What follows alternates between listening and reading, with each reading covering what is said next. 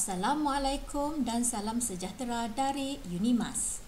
Nama saya Nur Adini Jian Abdullah, pembentang dan mewakili rakan-rakan saya yang lain iaitu Dr. Hamidah Abdul Wahab dan Profesor Dr. Ting Soo Hee. Tajuk kertas kerja yang akan dibentangkan ialah deskripsi awal bahasa Lenggilo di Lawas Sarawak. Saya mulakan dengan kandungan bagi kertas kerja iaitu dimulai dengan pengenalan, diikuti oleh ulasan kajian lepas, kaedah kajian, dapatan kajian dan perbincangan dan diakhiri dengan rumusan. Bahasa merupakan antara elemen yang mencerminkan identiti sebuah masyarakat dan keunikannya yang tersendiri membezakannya dengan masyarakat bahasa yang lain.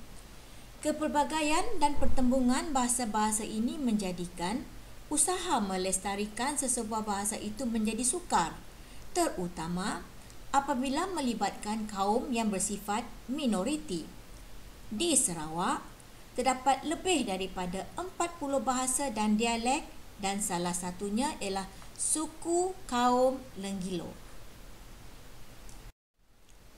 Suku kaum Lenggilo menetap di kawasan Bak Kelalan dan Lawas, iaitu selepas mereka bermigrasi dari Binuang, Kalimantan, Indonesia.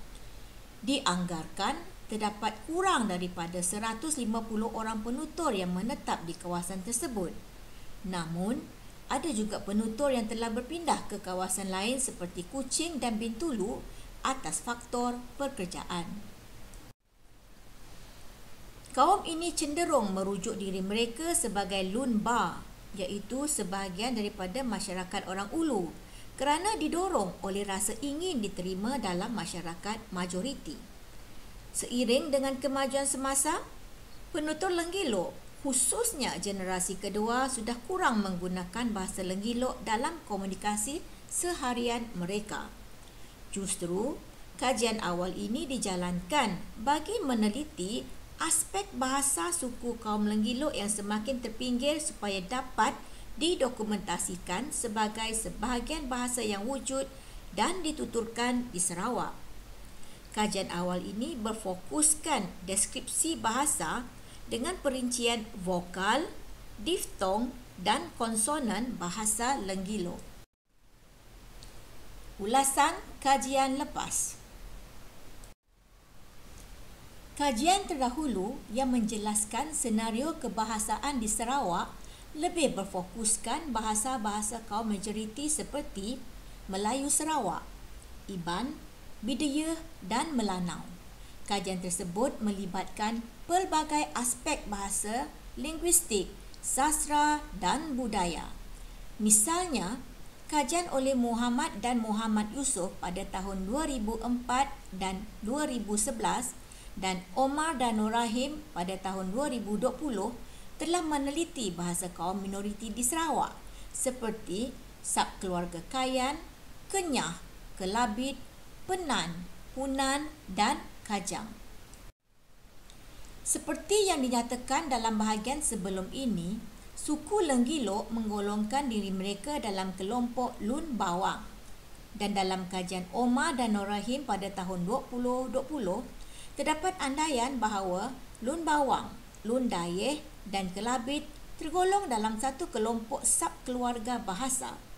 Lun Bawang juga dikategorikan sebagai sebuah bahasa dalam kategori terancam, iaitu bahasa yang kehilangan vitalitinya sebagai alat komunikasi dalam komunikasi penuturnya. Justru, sungguh pun terdapat kajian berkaitan Lun Bawang, namun pemberian tentang bahasa Lenggilo sangat terhad, walaupun secara asasnya terdapat penutur bahasa tersebut dalam komuniti Lun Bawang. Fenomena ini menimbulkan persoalan. Apakah aspek bahasa kaum Lenggilo? Bagaimanakah hubung kaitnya dengan bahasa-bahasa yang lain? Misalnya seperti bahasa Kelabit dan bahasa Lun Bawang itu sendiri.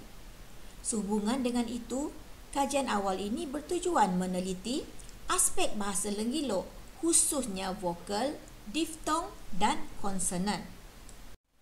Kaedah kajian. Bagi pengumpulan data bahasa Lenggilo, kaedah kajian lapangan telah dijalankan. Kaedah lafaz digunakan oleh pengkaji bagi memperoleh kata-kata bahasa Lenggilo berdasarkan senarai 100 kosakata dasar Schwades, dan kaedah ini membantu pengkaji mengumpul data yang sebenar-benarnya menurut bahasa informal.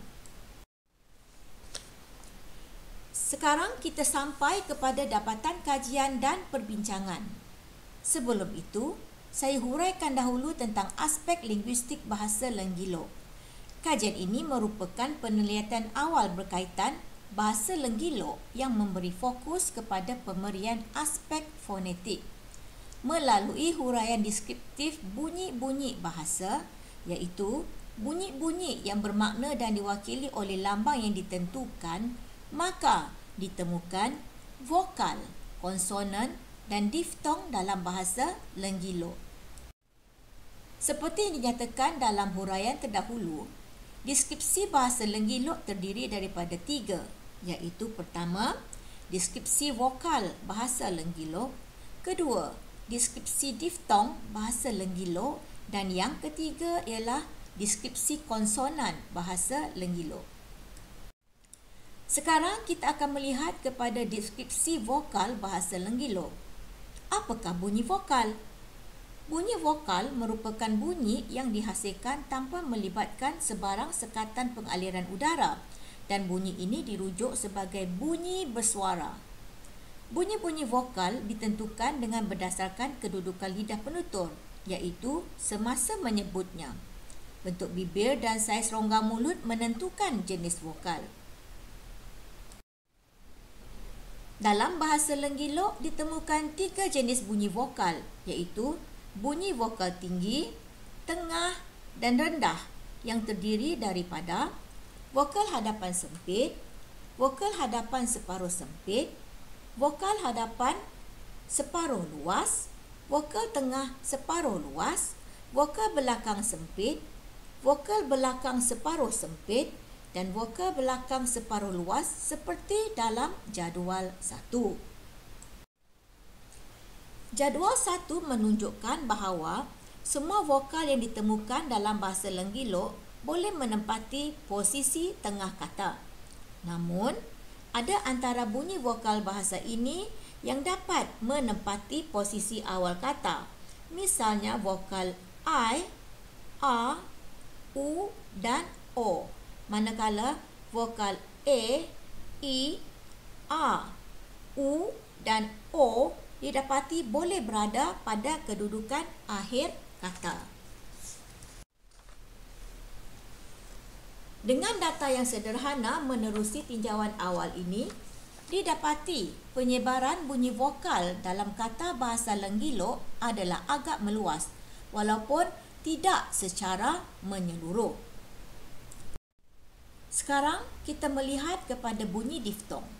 Bunyi diftong pula merujuk kepada bunyi geluncuran, iaitu bunyi yang terhasil menerusi geluncuran 2 bunyi vokal. Dalam erti kata lain, daripada satu bunyi vokal yang pertama mengeluncur ke bunyi vokal kedua. Dalam diftong, bunyi vokal pertama adalah lebih lantang berbanding dengan bunyi vokal yang kedua. Jadual 2 menunjukkan bunyi diftong dalam bahasa Lenggilo. Dalam jadual 2, bahasa Lenggilo mempunyai 3 bentuk diftong, iaitu I, Ui dan Oi. Dapatan daripada senarai kata bahasa Lenggilo menunjukkan diftong I lebih produktif berbanding dengan diftong Ui dan Oi yang agak terhad jumlahnya. Deskripsi yang terakhir merupakan deskripsi konsonan. Bunyi konsonan terhasil apabila berlakunya sekatan udara yang melalui saluran suara. Terdapat 2 jenis konsonan, iaitu bersuara dan tak bersuara. Jadual 3 menunjukkan data bahasa Lenggilo berkaitan dengan bunyi-bunyi konsonan yang ditemukan menerusi analisis yang telah dijalankan. Menerusi jadual 3, didapati bahawa bahasa Lenggilo memiliki 6 jenis konsonan, iaitu bunyi plosif, nasal, frikatif, trill, lateral dan separuh vokal. Setiap jenis bunyi ini mempunyai perinciannya masing-masing berdasarkan daerah penyebutannya. Konsonan-konsonan bahasa ini juga ada tidak menepati semua posisi awal, tengah dan akhir kata. Misalnya, plosif velar ga, frikatif alveolar sa, frikatif glotal ha dan lateral alveolar la. Konsonan afrikat seperti ce dan je pula tidak ditemukan dalam senarai kosakata dasar yang diteliti. Namun, dapatan ini berpandukan senarai kata yang terhad. Hasil dapatan mungkin berbeza jika senarai kata yang lebih banyak dapat digunakan dalam kajian. Rumusannya, penelitian awal terhadap bahasa Lenggilo dari sudut fonetik dapat menghasilkan deskripsi awal bahasa Lenggilo dengan menunjukkan bahawa bahasa ini memiliki 6 jenis konsonan, 3 jenis vokal dan 3 jenis diftong. Kajian dan pendokumentasian seperti ini penting diusahakan agar kelestarian bahasa sukuan dapat diteruskan dan pada masa yang sama dapat memelihara khazanah bahasa dan budaya suku kaum di Sarawak.